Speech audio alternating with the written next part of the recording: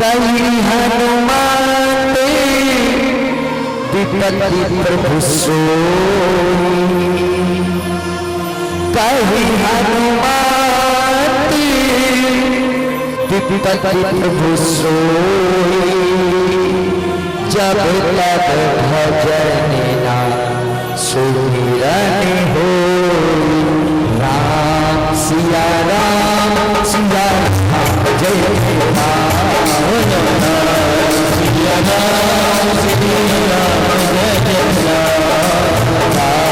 सिया राम सिया राम जय राम, सिया राम सिया राम जय राम, सिया राम सिया राम जय राम, सिया राम सिया राम जय राम,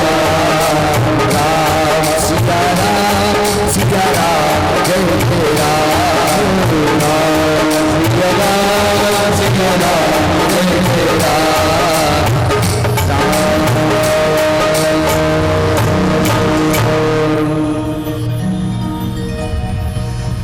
तुलसीदास ने स्वयं बताया कि जब तक सुख रहेगा तब तक हम परमात्मा को याद करते हैं क्या? नहीं। मैं इसी में बताता रहा, अगर आपको वैभव सुख सब ठाकुर जी दे देंगे तो न तो आप यहाँ बैठ के आके कथा सुनोगे, क्योंकि हर तो घर तक पहुंच रहे हैं, आवाज तो आ ही रही है, लेकिन जो कथा हो या पुराण किसी भी ग्रंथ की रचना हो रही हो, अगर उस रचना में परमात्मा का नाम अगर हम ले रहे हैं, लेकिन अगर जो सुख आपको कथा पंडाल में प्राप्त होगा, वो सुख आपको अपने घर में सुनने से, श्रवण करने से सुख नहीं प्राप्त होगा। इसीलिए ठाकुर जी ने आज स्वयं सभी को आज्ञा दे दी और कह दिया कि अब मैं अपनी द्वारका नगरी को जाता हूं। आज ठाकुर जी द्वारका नगरी पहुंच गए। द्वारका नगरी पहुंचने के पश्चात में वहां पर ठाकुर जी का स्वागत हुआ, लेकिन इधर जो अभिमन्यु की पत्नी की उत्तरा, उन्हीं के गर्भ में थे राजा परीक्षित। आज राजा परीक्षित उत्तरा के गर्भ में प्रवेश करते करते प्रताप रूप से 9 महीने व्यतीत हुए। राजा परीक्षित का जैसे जन्म हुआ, जन्म होकर के पलटी मार के बैठ गए। बोलो महाराज परीक्षित जी, बोलो सुखदेव जी महाराज जी। राजा परीक्षित जैसे ही उस बालक का जन्म हुआ, आसन मार करके पलटी मार करके बैठ गए। अब जो भी नगर के लोग थे वो देख रहे हैं और क्या मन में विचार कर रहे, ये तो अद्भुत बालक है। कैसा बालक है, जन्म लेते समय ही आसन की पलटी मार के बैठ गया। पूरे संसार में एक ऐसा बालक है जो जन्म से पहले परमात्मा का दर्शन गर्भ में कर लिया। लेकिन राजा परीक्षित का जब जन्म हुआ, ठाकुर जी को पता चला, द्वारकानाथ भगवान को पता चला, हमारे ठाकुर जी महाराज ने एक छोटा कुर्ता और धोती लेकर के, टोपी लेकर के, मीठा लेकर के राजा परीक्षित के वहां पर आए। राजा परीक्षित वहां जब पलटी मार के बैठे थे तो बस उसी सभा में यही देख रहे कि यहाँ पर वो कौन ऐसा पुरुष था जो मेरी गर्भ में रक्षा करके आया था। कोई गोदी लेना चाहता है पर राजा परीक्षित किसी की गोदी में नहीं जा रहा। क्यों? जैसे ही द्वारकानाथ भगवान को पता चला, द्वारकानाथ भगवान अपने रथ को तैयार किया, तुरंत परीक्षित के द्वार पर आए। आज अर्जुन इत्यादि सभी वहां पर एकत्रित हैं। देखा राजा परीक्षित ने जैसे ही ठाकुर जी को देखा, पहचान लिया। देव देव गोविंद दर्शन, देव दरस हमें आप, गर्भ शिशु की रक्षा की, हो गया भव से पार। ठाकुर जी ने तुरंत देखा और बड़ी तेज से किलकारी मार के परीक्षित जी महाराज ठाकुर जी को देख करके हंसने लगे, मुस्कुरा रहे हैं। जो नगर के आसपास के लोग थे सभी कह रहे हैं कैसा बालक है, अद्भुत दृश्य। जब राजा परीक्षित को ठाकुर जी ने अपनी गोदी में उठाया, उनके सिर पे हाथ फिराया और उनका नाम रख दिया। आज से तुम्हारा नाम परीक्षित होगा और तुम्हें संसार में सभी जानते हो। राजा परीक्षित को जैसे ही मन की गति से ठाकुर जी ने वरदान दे दिया, आज सभी ने राजा परीक्षित इत्यादि वहां पर विराजमान थे, बड़ी खुशियां मनाई गई। आज इधर भीमसेन इत्यादि, आज अर्जुन ठाकुर जी के साथ फिर द्वारका नगरी गए। द्वारका नगरी जब जा रहे थे तो वहां पर जब यदुवंशियों को श्राप लगा था तो यदुवंशी एक दूसरे को सभी मारने लगे, एक दूसरे को मार पीट कर पूरा वंश नष्ट हो गया। वहां से कौन लौट के आया? अर्जुन आए। अर्जुन ने जैसे घर पर आए, भीमसेन ने पूछा कि बताओ कि मेरे कन्हैया कैसे हैं, मेरे द्वारिकानाथ कैसे हैं? अर्जुन रोते हुए कहने लगे क्या बताओ, मैं कैसे कहूं कि सारी यदुवंशियों को श्राप मिला, सारे यदुवंशी एक दूसरे पे वार करने लगे और सभी स्वर्ग के धाम को पधार गए। जैसे ही माता कुंती को पता चला, तुरंत ही माता कुंती ने अपने प्राणों को त्याग दिया। कृष्ण कृष्ण बहु कृष्ण गए प्राण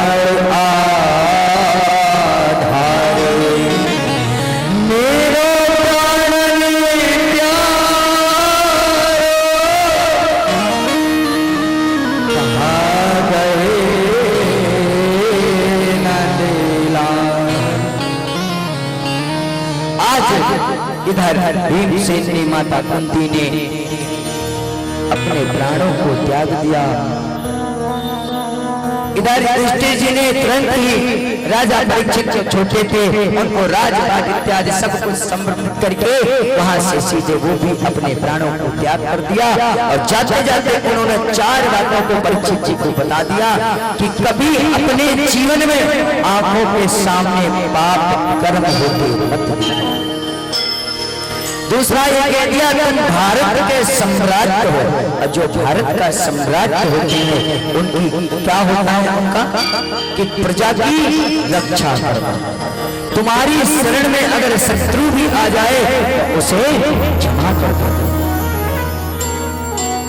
आज राजा परीक्षित सभी प्रकार से बातों को समझ लिया और युधिष्ठिर जी महाराज भी अपने प्राणों को त्याग दिए। सीधे ग्वालियर में युधिष्ठिर जी महाराज ने 1 सेकंड के लिए नरक के दर्शन किया था, सीधे स्वर्ग धाम को गए थे, क्योंकि युधिष्ठिर जी महाराज इतना भगवान को याद करते थे। अब राजा परीक्षित थोड़े बड़े हुए, बड़े होने के बाद राजा परीक्षित का विवाह हुआ। विवाह होने के बाद में समय व्यतीत हुआ। एक दिन राजा परीक्षित के मन में विचार आया कि मैं अपने बाबा लोगों के खजाने में जाता हूँ। वहां पर खजाने में जैसे गए, वहां पर एक सोने का सुंदर मुकुट रखा हुआ था। उस मुकुट को देख करके वो मुकुट और किसी का नहीं था, जरासंध का मुकुट था। क्योंकि जब भगवान कृष्ण और जरासंध का युद्ध हुआ था तो जरासंध वहां से भागा था और वो मुकुट उन बाबा लोगों के पास। आज उसी मुकुट को पहन करके परीक्षित जी महाराज सीधे वन की ओर जाते। वन में जाकर के क्या देखा, थोड़ा टाइम कम है, वन में जाकर के क्या देखा, एक गौ और एक बैल और काला काला एक भुजंग कलयुग वहां पर। कलयुग कैसा है? कलयुग प्रतीक रूप से देखो तो कलयुग पूरा काला काला एकदम से भुजंग नंग, बिल्कुल नंग अवस्था में पड़ा है और धर्म के 3 पैरों को काट दिए, एक पैर धर्म का रह गया। दया, दान और धर्म। त्रेता युग, द्वापर और सतयुग। और क्या चल रहा? कलयुग। धर्म के कितने पैर थे? 4। 4 में से 3 युग निकल गए, कितना रह गए? 1 युग रह गए। अब इस युग में अगर धर्म बढ़ेगा तो हमारी गौ माता सुरक्षित रहेगी, और अगर अधर्म होता रहेगा तो कलयुग उस धर्म के पैर को भी काट देगा। अब माता गौ रो रही है, कलयुग से क्षमा याचना कर रही है, बैल माता को समझा रहा है, कहीं देवी चिंतित मत करो। गौ माता कह रही क्या करें हम, ये पृथ्वी का भार संभालते संभालते मैं बोर हो चुकी हूँ, अब मुझसे पृथ्वी का भार नहीं समझ रहा, क्योंकि कोई धर्म करता नहीं, दान करता नहीं, यज्ञ करता नहीं। अगर यज्ञ, पूजा, पाठ, हवन होता है तो उसमें विघ्न डालने वाले 1000 होते हैं और कराने वाला एक ही होता है। तो बताओ ये पाप मैं कब तक बर्दाश्त करूंगी? जैसे ही कहा, इन सब बातों को राजा परीक्षित सुन रहे थे। जाकर के राजा परीक्षित पहुंचे और कहने लगे, एक कलयुग कौन है? जैसे ही धर्म ने, गाय ने देखा कि भारत के सम्राट है राजा परीक्षित, तुरंत ही कह दिया कि प्रभु ये कलयुग है, ये हमारे 3 पैरों को काट दिया है, अब 4थे पैर को काटने के लिए खड़ा है, आप ही मेरी रक्षा करें। आज इधर राजा परीक्षित ने कह दिया कि मैं तो तुझे दंडित करूंगा। जैसे ही कलयुग को राजा परीक्षित मारने दौड़े, तुरंत कलयुग आकर के राजा परीक्षित की शरणों में गिर गया और कहने लगा, क्षमा क्षमा श्री क्षमा, कि हे महाराज मुझे क्षमा करो। क्योंकि परीक्षित के बाबा कह गए थे कि जब अगर शत्रु भी तुम्हारी शरण में आ जाए तो उन्हें क्षमा कर देना। आज कलयुग तुरंत राजा परीक्षित की शरण में पहुंच गए। राजा परीक्षित ने सोचा कि जब शत्रु हमारी शरण में आ गया तो क्षमा करना चाहिए। राजा परीक्षित ने कलयुग को क्षमा कर दिया। जब कलयुग को क्षमा कर दिया, कलयुग ने कहा मैं तो कलयुग हूं और जब तक मेरा असल राजा परीक्षित में ना हो तो मेरे कलयुग कहलाने का मतलब क्या है। आज इधर राजा परीक्षित ने कह दिया कि मैं तुम्हें 4 स्थान दे रहा हूं, उस स्थान पे तुम वास करोगे। जब कलयुग ने क्षमा याचना मांगी, वो कहने लगा प्रभु मैं कहीं भी जाता हूं मुझे कोई रुकने नहीं देता। अच्छा कोई चाहता है कि कलयुग आकर हमारे घर में रहे? कोई चाहता है? क्योंकि कलयुग बहुत बुरा चाहता है। आज कलयुग तुरंत ही क्षमा याचना मांगी और स्थान मांग लिए। तुरंत ही राजा परीक्षित ने 4 स्थान दे दिए। सबसे पहले स्थान स्वर्ण में दिया गया। जो कपट का सोना होगा, चोरी का, उसमें कलयुग का वास होगा। और जो अपनी परिश्रम, अपनी मेहनत कमाने से जो धन होगा, उसमें भगवान विष्णु का वास होगा। दूसरा स्थान दे दिया कि जाओ जहां पर जुआ होगा वहां तुम्हारा स्थान, क्योंकि बगैर कपट के जुआ जीता नहीं जा सकता। तीसरा स्थान कह दिया जाओ पराई स्त्री के पास होगा। जो पुरुष अपनी पत्नी को छोड़ के पराई स्त्री को देखेगा वहां कलयुग का वास होगा। चौथा स्थान कहा दिया कि जाओ तुम्हारा चौथा स्थान मथुरा पान में होगा। कलयुग की ये 4 जगह। आज कलयुग ने कहा ठीक है प्रभु। जैसे ही कलयुग ने राजा परीक्षित ने कहा था कि जाओ तुम्हारा शरण में वास होगा, जो कपट का छीना हुआ चोरी का या लूटा हुआ धन होगा उसमें कलयुग का वास होगा। राजा परीक्षित के मुख सर के ऊपर जो मुकुट लगा था वो भी चोरी का था, क्योंकि जरासंध का मुकुट था वो। तुरंत ही राजा परीक्षित ने जैसे इस बात को कहा, कलयुग ने सूक्ष्म रूप बना के राजा परीक्षित के मुकुट में प्रवेश कर गया। वहां का फैसला हो गया। आज परीक्षित महाराज वहां से चल दिए। जाते जाते समीक ऋषि का आश्रम पड़ा। समीक महाराज अपने आश्रम में बैठे थे, प्रभु की तपस्या कर रहे थे। प्रभु की तपस्या करने के पश्चात में जाते थे अरदास लगाई, गुहार लगाई, अरे संत महाराज मुझे प्यास लग रही, मुझे पीने के लिए पानी दो। लेकिन समीक ऋषि जो महाराज थे वो तो अंतर ध्यान थे। वहां पर एक सर्प पड़ा हुआ था। राजा परीक्षित को क्रोध आया, एक बाण से सर्प को उठाया और राजा समीक के गले में डाल दिया और वहां से चले गए।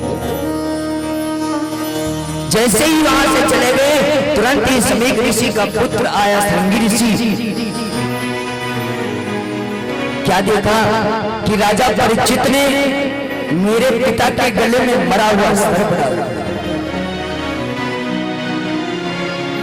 जैसे ही दृश्य को देखा समीक ऋषि ने तो समाधि में बैठे थे और जो श्रृंगी ऋषि थे उन्होंने अपने हाथ में जल ले लिया और जल लेने के बाद में मंत्रों के द्वारा जल को आमंत्रित किया और राजा परीक्षित को श्राप दे दिया कि राजा परीक्षित तुम्हें भारत के सम्राट होने का गर्व है, तो आज मैं तुम्हें श्राप देता हूँ कि 7 दिवस में तुम्हारी अकाल मृत्यु हो जाएगी और जो सर्प तुमने मेरे पिता के गले में मरा हुआ डाला है यही तक्षक सर्प आकर के तुम्हें 7वें दिन डसेगा और तुम्हारी अकाल मृत्यु हो जाएगी।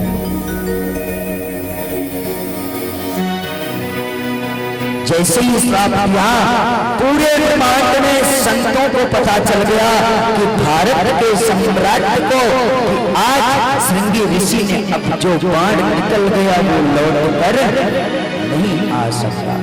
इधर समीक ऋषि की आंखें खुली, समाधि खुली। उन्होंने बहुत दुख हुआ कि मेरे पुत्र वो तो भारत के सम्राट थे, तुम्हें ऐसी वाणी नहीं होनी चाहिए। आज राजा परीक्षित अपने घर पे पहुंचे, तुरंत ही अपने घर पे पहुंच करके मुकुट को उतारा। उनकी ड्यूटी सही हो गई। फिर सोचा कि मैंने ये किया, एक संत का अपमान कर दिया। संत का मुझे अपमान नहीं करना चाहिए था। संत चाहे जैसा भी हो कभी उसका अपमान नहीं करना चाहिए।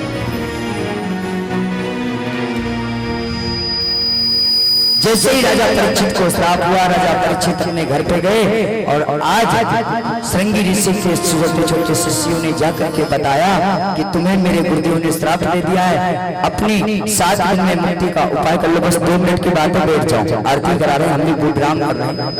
2 मिनट की बात है, कोई मत जाओ, आरती का टाइम हो गया। बस श्राप राजा परीक्षित को मिल गया, बस वाली कोई विराम दे रहे हैं। राजा परीक्षित ने अपनी पत्नी को बुलाया और कहने लगे कि देवी सुनो, आज मैं तुम्हें एक राज की बात बताता हूँ। देवी भी आश्चर्य करने लगी, ऐसी क्या राज की बात है कि मैं आज दावा करता हूँ कि 7 दिन से पहले मुझे कोई मार नहीं सकता। अपने पुत्र को उन्होंने राजपाट सौंप दिया। राजपाट सौंपने के बाद में समीक ऋषि के छोटे छोटे शिष्य आए। राजा परीक्षित से कहा कि अपनी मुक्ति का उपाय कर लो।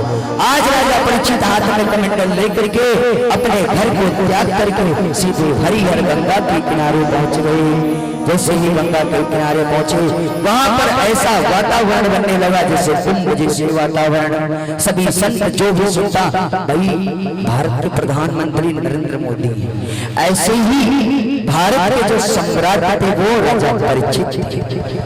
सभी संत पहुंच गए, सभी भक्त पहुंचने लगे। उनकी मुक्ति का उपाय कौन करे?